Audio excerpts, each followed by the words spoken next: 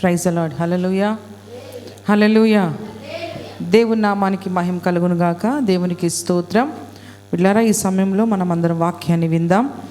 ఈరోజు వాక్యాన్ని కొరకు ప్రభువారు మన కొరకు సిద్ధపరిచినటువంటి మాట ఏంటంటే, చూడండి ఒక్కసారి పరిశుద్ధ గ్రంథమైన బైబిల్లో నుండి మలాకీ గ్రంథం 3వ అధ్యాయం 7వ వాక్యం. మలాకీ గ్రంథం 3వ అధ్యాయం 7వ వాక్యం. మీరు నా తట్టు తిరిగిన ఎడల నేను మీ తట్టు తిరుగుదును. ఆమేన్, హల్లెలూయా. దేవునికి స్తోత్రం. బిడ్డలారా, ఈరోజు దేవుడు మనతో మాట్లాడుతున్న మాట ఏంటంటే, మీరు నా తట్టు తిరిగిన ఎడల నేను మీ తట్టు తిరుగుతాను. దేవునికి స్తోత్రం. నేటి దినాల్లో చాలామంది ఎలా ఉన్నారో తెలుసా? వారు దేవుని వైపుకు తిరగనల్లని పరిస్థితిలో ఉన్నారు. వారి జీవితాలు వారు ఎట్టిపోతున్నారో తెలుసు. వారికి దేవుని మాట లేదా దేవుని స్వరం వినబడుతున్నప్పటికీ కూడా వినబడినట్లుగానే జీవిస్తున్నారు.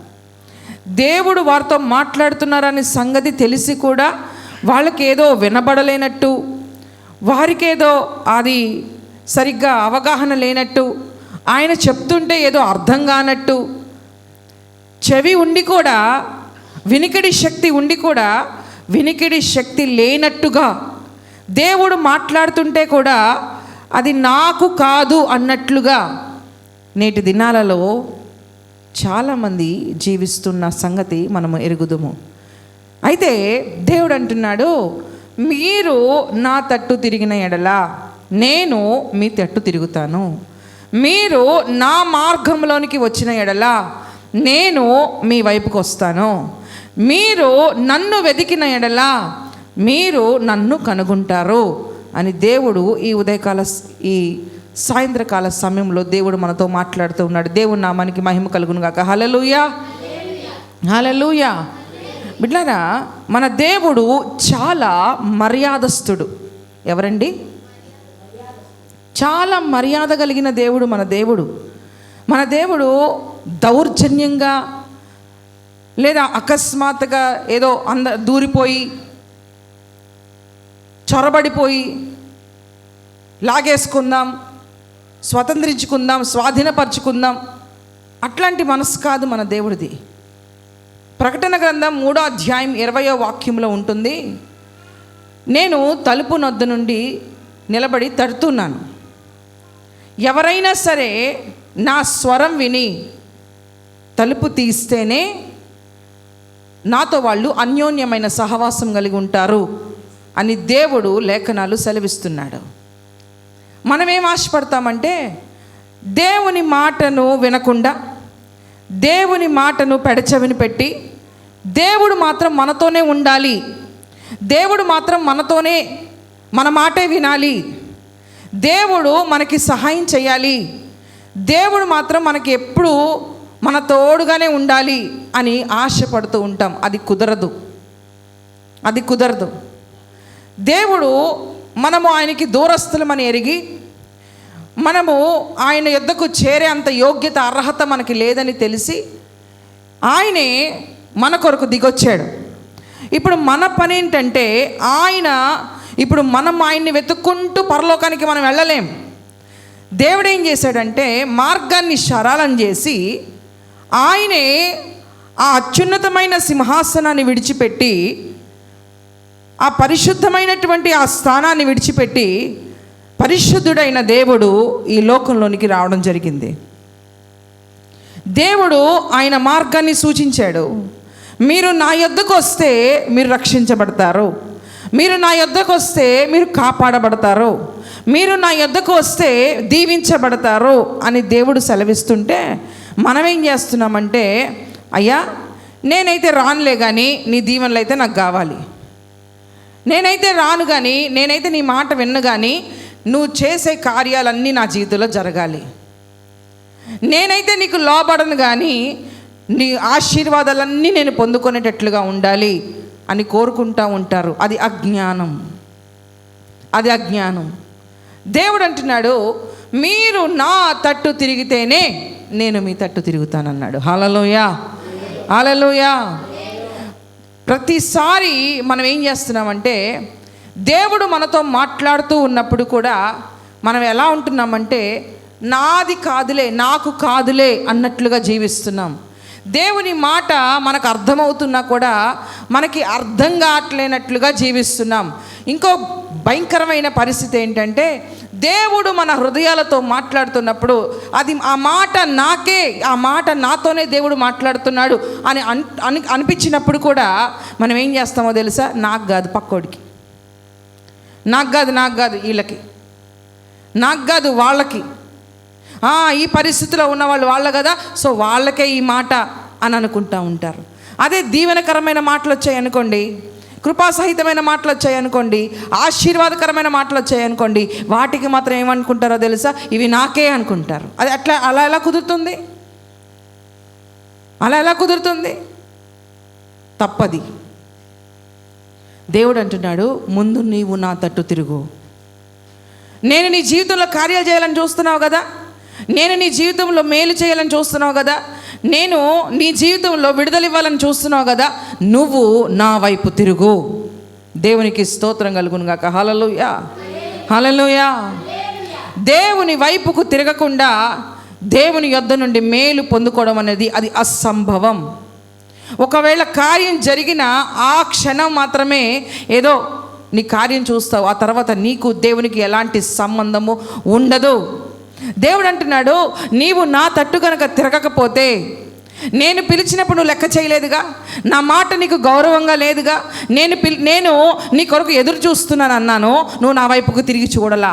ఇదిగో నా 2 చేతులు చాచి రా నా యొద్దకు అని పిలుస్తున్నాను, నువ్వు నా యొద్దకు రావట్లా.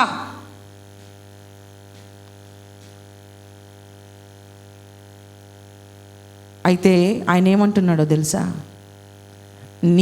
నీకంటూ ఒకరోజు బాధ కలుగుద్దిగా, నీకంటూ ఒకరోజు కన్నీరు వస్తుందిగా, నీకంటూ ఒకరోజు కష్టం అనేది వస్తుందిగా. అప్పుడు నువ్వు నీ దగ్గర ఉన్నవన్నీ వాడేస్తావు, నీ ధనాన్ని నువ్వు ఖర్చు పెట్టుకుంటావు, నీ చుట్టుపక్కల ప్రజలందరినీ ఆశ్రయిస్తావు, నీకు ఎక్కడెక్కడ సపోర్ట్ దొరుకుతుందని చూస్తావో అన్ని సపోర్ట్ల దగ్గరికి నువ్వు వెళతావు, అయినా నీకు కార్యం జరగదుగా. అప్పుడు నేను గుర్తొస్తా నీకు, అప్పుడు నేను నీకు గుర్తొస్తాను. అప్పుడు నువ్వు నా దగ్గరికి పరుగులు పెట్టుకుంటూ వస్తావు కదా, అప్పుడు నేనేం చేస్తానో తెలుసా? నిన్ను చూసి నవ్వుతా, నిన్ను చూసి నేను అపహాస్యం చేస్తాను. నా మాట కాదు ఇది, సామెతల గ్రంథం 1వ అధ్యాయంలో ఉంటుంది ఈ మాట. సామెతల గ్రంథం 1వ అధ్యాయం 26లో ఉంటుంది ఈ మాట. నీవు నన్ను వెతుక్కుంటూ వస్తావు, నేను కావాలని వస్తావు, అప్పుడు నిన్ను చూసి నేను నవ్వుతాను, నిన్ను చూసి అపహాస్యం చేస్తాను. అదేంటి ప్రభువా, కాపాడే దేవుడు నువ్వు, కనికరించే దేవుడు నువ్వు, క్షమించే దేవుడు నువ్వు, ఆదరించే దేవుడు అనుకున్నాను కదా, నువ్వు కూడా నన్ను విడిచిపెట్టేశావా? నువ్వు కూడా నన్ను కాదనుకున్నావా? నా వాళ్ళందరూ విడిచిపెట్టేస్తే నువ్వు ఉన్నావని ధైర్యంతో బ్రతికనంటే ప్రభు అంటాడు, నేను నిన్ను పిలిచినప్పుడు నా మాటను పెడచెవిని పెట్టావు.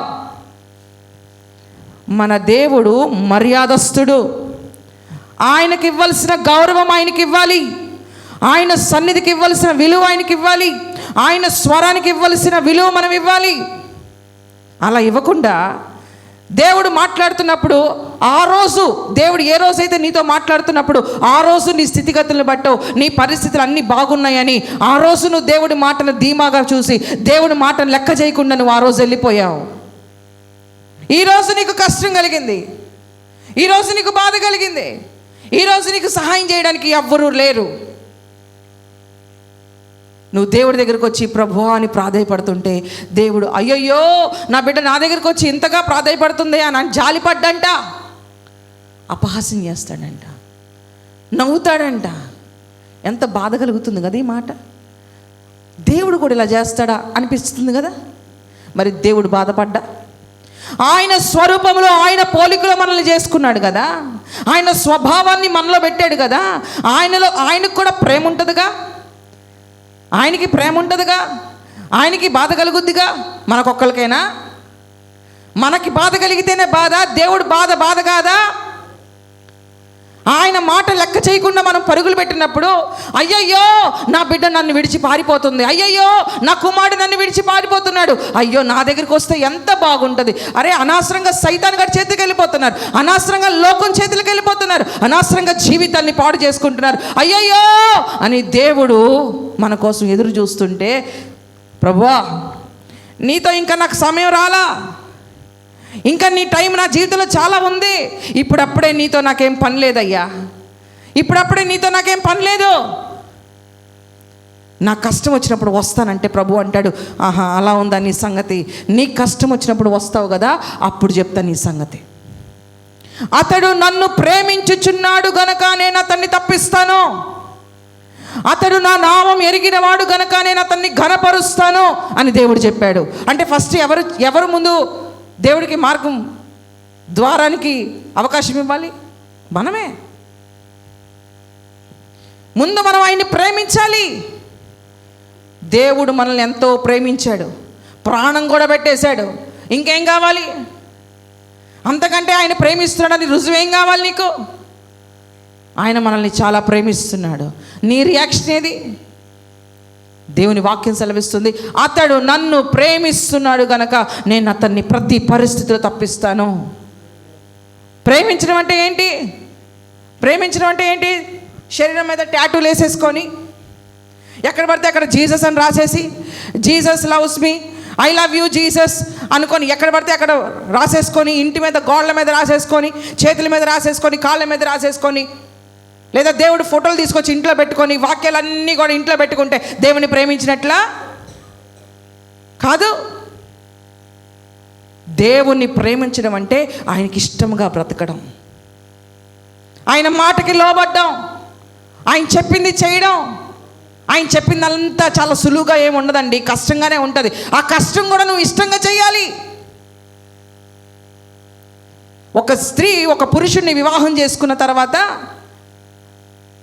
తన సమస్తాన్ని విడిచిపెట్టి ఊరు కాని ఊరు వచ్చేస్తుంది, ప్రజలు తెలియని ప్రజల మధ్యలో జీవించడానికి ఇష్టపడుతూ వచ్చేస్తుంది. దేనికి వచ్చింది? అంతగా ఎందుకు ప్రేమించింది? గ్రహించింది. దాన్నే ప్రేమ అంటారు. నాది అది కాదు, నేను ఇప్పుడు ఇక్కడ ఉండాలి అని తెలుసుకుంది, అర్థం చేసుకుంది. ఆ పురుషుడి కోసం సమస్తాన్ని కూడా, ఎన్ని ఇష్టాలనైనా కూడా చంపేసుకొని, తన ఇష్టాన్ని తన కోరికలను అన్నీ చంపేసుకొని, తన చిన్నప్పటి నుండి పెరిగిన వాతావరణాన్ని కూడా విడిచిపెట్టేసుకొని ఆ భర్త దగ్గరికి వెళ్ళిపోవడానికి ఇష్టపడింది. అదే ప్రేమ అంటే. అంతేగాని నేనేమి విడిచిపెట్టుకోను, నేనేం వదులుకోను, అయినా నువ్వంటే నాకు ఇష్టం అంటే ఏమైనా అర్థం ఉందా? అర్థం లేదు. దేవుణ్ణి ప్రేమించడం అంటే ఆయనకి నచ్చినట్లుగా బ్రతకడం, ఆయనకి ఇష్టంగా బ్రతకడం. మనకి ఇష్టంగా బ్రతికి, మనకి నచ్చినట్లుగా బ్రతికి, యేసయ్యా నేను నిన్ను ప్రేమిస్తున్నాను, యేసయ్యా నువ్వే నాకు సమస్తం అని సోది డబ్బా మాటలు చెప్తే దేవుడే మురిసిపోడు. సోది మాటలకు ఆయన పడిపోడు. క్రియ కావాలి. ఆయన మనల్ని ప్రేమిస్తున్నాడు కనుక ప్రాణం పెట్టాడు. మరి నువ్వు యేసయ్యని ప్రేమిస్తే నువ్వేం చేయాలి? నీ క్రియది. మాటలు చెప్తున్నావు కానీ క్రియల్లో చూపించలేకపోతున్నావు. అందుకే దేవుడు అంటున్నాడు, మీరు నా తట్టు తిరిగితే నేను మీ తట్టు తిరుగుతాను. హల్లెలూయా, హల్లెలూయా. కొంతమందికి తిరగడం ఇష్టం లేక ఏమంటారో తెలుసా? ఏమనుకుంటారో తెలుసా? అది పర్వాలేదులేండి, ఇప్పుడప్పుడే అంత భక్తి చేయాల్సిన పని లేదు, ఇప్పుడప్పుడే అంత భక్తి చేయాల్సిన పని లేదు అని నిర్లక్ష్య పెడతా ఉంటారు. నా వయసు ఇంకా చాలా ఉందని కొంతమంది అలా నెపాలు చెప్తూ ఉంటారు. కాదండి, దేవుని వైపుకు ముందు మనం తిరగాలి. హల్లెలూయా, హల్లెలూయా. బిడ్డలారా, పరిశుద్ధ గ్రంథమైన బైబిల్లో మీరు ఎక్కడైనా చూడండి, దేవుడు వారికి అవకాశం ఇచ్చినప్పుడు వారు దేవుని వైపు తిరిగినప్పుడే వాళ్ళు జయ జీవితాన్ని చూశారు. హన్నా చాలాసార్లు, సంవత్సరానికి ఒక్కసారి మందిరానికి వెళ్తారుగా, చాలాసార్లు వెళ్ళింది, కార్యాన్ని ఎప్పుడు పొందుకోలా. ఆమెకు మందిరం అంతగా అనిపించలా ఫస్ట్లో. ఎప్పుడైతే శ్రమ ఎక్కువైందో, ఎప్పుడైతే శోధన ఎక్కువైందో, ఎప్పుడైతే మానసికంగా నలిగిపోతుందో, అప్పుడు పరుగులు పెట్టుకొని వచ్చి మందిరంలో ఏడ్చింది. అప్పుడు కార్యం చూసింది.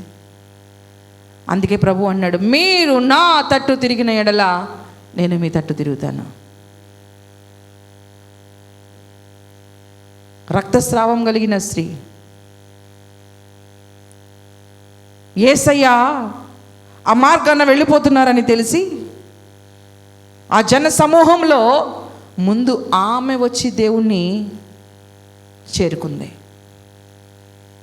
దేవుడు వెళ్ళి, ఎక్కడున్నావమ్మా నువ్వు, ఎక్కడ అని ఎతకలా, ఆమె పరిగెత్తుకుంటూ వచ్చింది. ఆమె పరుగులు పెట్టుకుంటూ వచ్చింది గనుకనే ఆమె రక్తం స్రావం అనేది ఆగింది, కట్టింది. Praise the Lord. దేవునికి మహిమ కలుగునుగాక. హల్లెలూయా, హల్లెలూయా.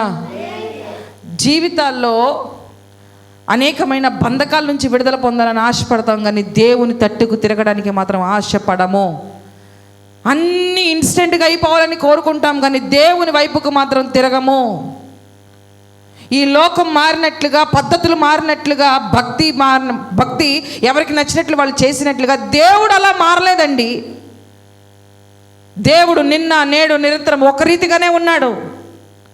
ఆయన మాటల్లో మార్పు లేదు, ఆయన ప్రవర్తనలో మార్పు లేదు, ఆయన డిసిప్లిన్లో మార్పు లేదు, ఆయన క్రమంలో, క్రమశిక్షణలో ఆయనకు మించిన వాళ్ళు ఎవరు లేరు. హల్లెలూయా. దేవునికి మహిమ కలుగునుగాక. దేవుని సన్నిధికి దూరంగా పారిపోతాం, దేవుని కార్యాలకి దూరంగా ఉంటాం, ప్రార్థనకి మోకాళ్ళు వేయం, వాక్యం చదవడానికి సమయం ఉండదు. కానీ కష్టం కలిగినప్పుడు మాత్రం దేవా తండ్రి అని అంటాం. దేవుడు అంటున్నాడు, నీవు పరిశుద్ధంగా జీవించు, యథార్థంగా జీవించు, నమ్మకంగా జీవించు అని పలుమార్లు దేవుడు మనతో మాట్లాడుతుంటే ఇప్పుడే ఉందలే అనుకొని మనుషుల్ని సంతృప్తి పరచడానికి, మనుషుల్ని సంతోషపెట్టడానికి, దేవుణ్ణి కూడా బాధ పెట్టడానికి తెగించేసామండి. దేవుడు ఇప్పుడు బాధపడతాడు, తర్వాత మళ్ళీ ఆయనే కనికరిస్తాడులే. దేవుడు ఇప్పుడు బాధపడ్డాడు, తర్వాత ఆయనే సహాయం చేస్తాడులే. ఎంత నిర్లక్ష్యమో దేవుడు అంటే. అదే మనుషుల్ని బాధ పెట్టడానికి అమ్మో జడ్పీస్ అయిపోదు, ఫ్రెండ్షిప్ కట్ అయిపోదు, బంధాలు పోవు. దేవుడి కంటే బంధాలు ఎక్కువ, దేవుని కంటే బాంధవ్యాలు ఎక్కువ, దేవుని కంటే స్నేహం ఎక్కువ.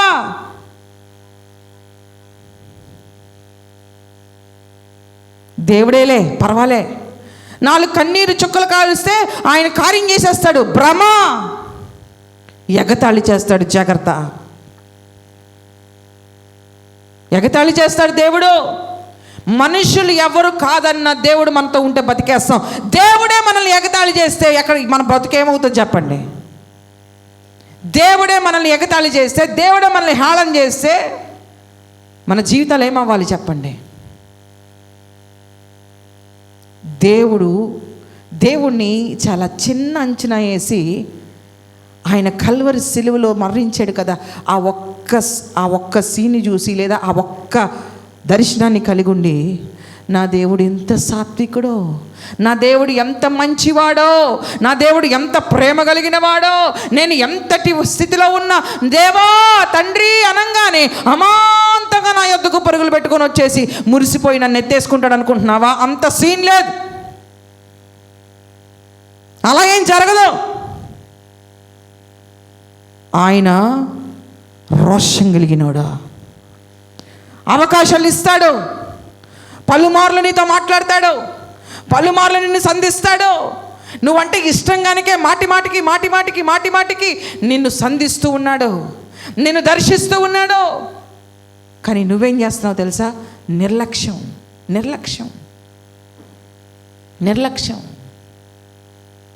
యేసయ్యా నా ఇంట్లోకి రా అని పిలుస్తాం, కానీ ఇంట్లో దేవునికి ఇష్టం లేని పనులన్నీ ఉంటాయి.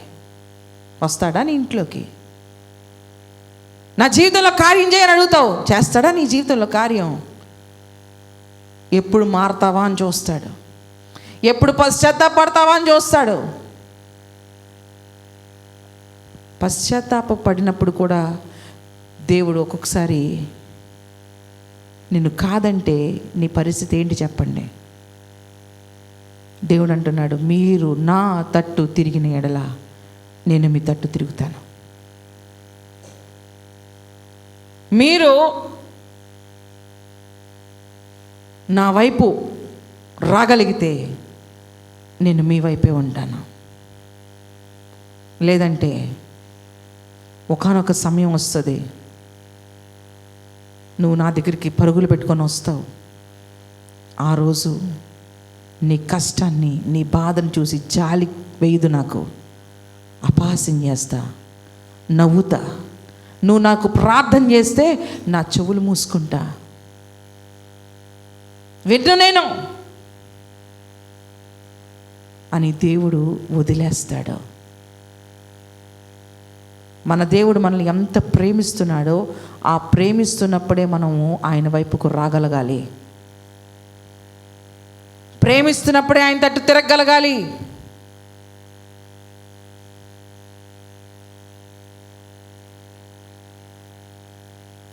బిడ్డలారా గమనించండి,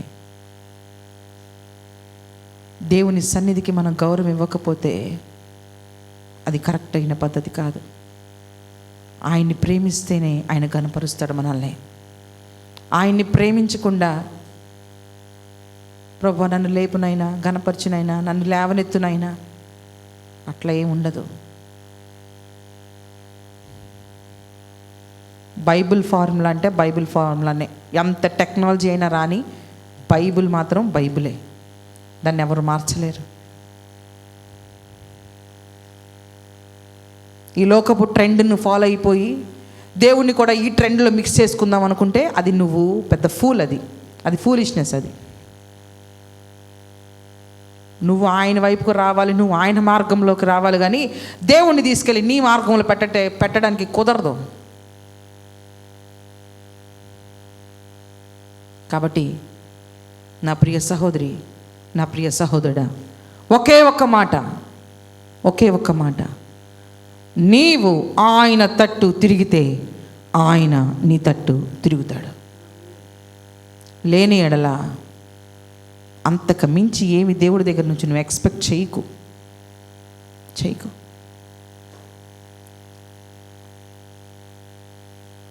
దేవునికి విలువ ఇవ్వకపోతే అంతెందుకు, ఇంటికి వచ్చిన మనిషికి కనీసం కూర్చో అని చెప్పకుండా, కనీసం గ్లాస్ నీళ్ళు ఇవ్వకపోతే మర్యాద ఇచ్చినట్టేనా? చెప్పండి. కనీసం గుమ్మంలో ఉన్న వాళ్ళని లోపలికి రండి అని పిలుస్తాం, అట్నుంచి అటే పంపించేస్తావా? ఒక మనిషికే అంత గౌరవం ఇస్తుంటే దేవునికి గౌరవం ఇవ్వవా? దేవుని మాటకి లెక్కలేదా? దేవుని మాటకి విధేయత చూపించమా?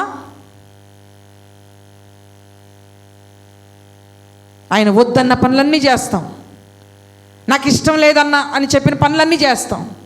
మీరు పాపం జోలికి ఇక పోవద్దు అంటే నాకు ఆ పాపమే కావాలంటాం. లోకంతో నీకు సంబంధం ఉండొద్దు, లోక చేష్టలు నీలో కనబడకూడదు అని దేవుడు కోరుకుంటుంటే నాకు ఆ లోకమే కావాలి ప్రభువా.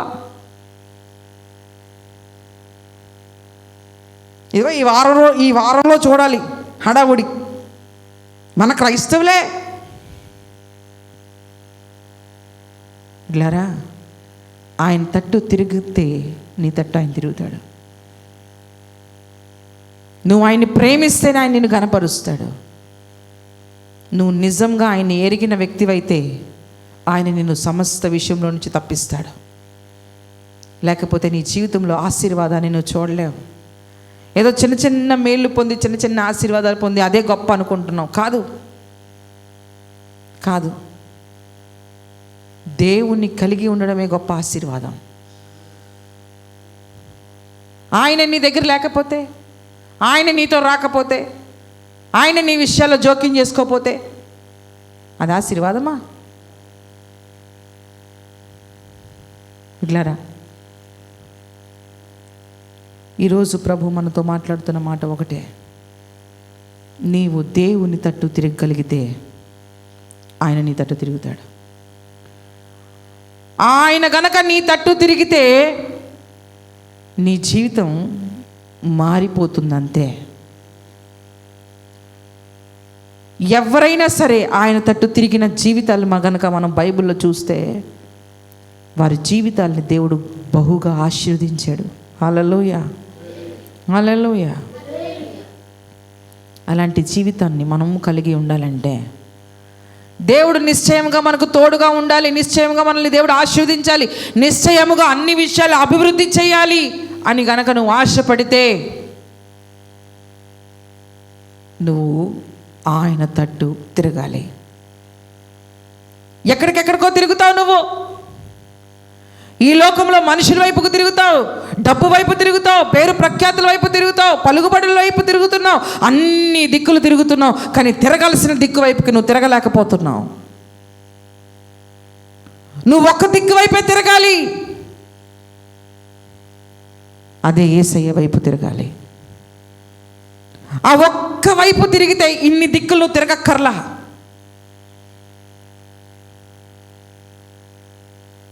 ప్లీజ్ సహాయం చేయవా, ప్లీజ్ సహాయం చేయవా, అక్కర్లా. దేవుని వైపు తిరిగితే మనకి తెలియని వాళ్ళు, మనమంటే ఎవరో ఎరగని వాళ్ళు మన కోసం నిలబడిపోతారు. హల్లెలూయా, హల్లెలూయా. చుట్టాలు, బంధువులు, వాళ్ళు వీళ్ళు అవసరంలా.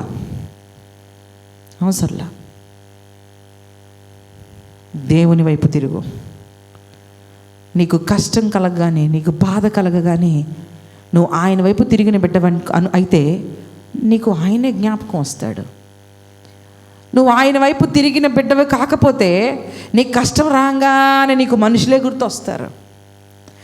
ఎవరి దగ్గరికి వెళ్దామా, ఎవరి దగ్గర డబ్బులు అడుగుదామా, ఎవరి దగ్గరికి వెళ్తే కష్టం తీరుతుందా, ఎవరి దగ్గరికి వెళ్తే ఈ గట్టెక్కిస్తారా అని ఇలా తిరుగుతూ ఉంటుంది.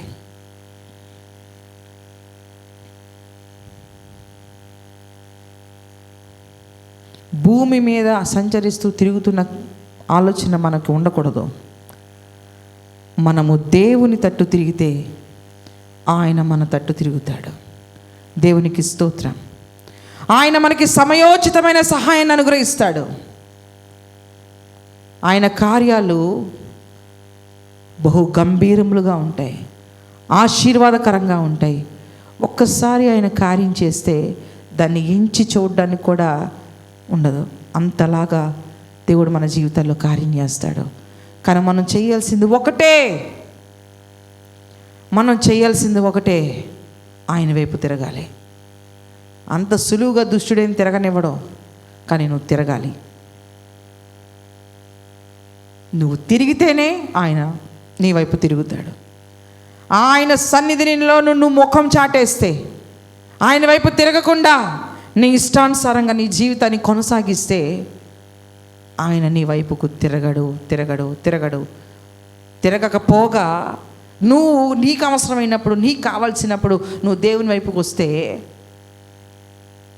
నీ వాయిస్ కూడా వినడానికి ఇష్టపడ్డావు. నీ ప్రార్థనలు వినను, చెవు మూసుకుంటానంటే దాని అర్థం ఏంటి?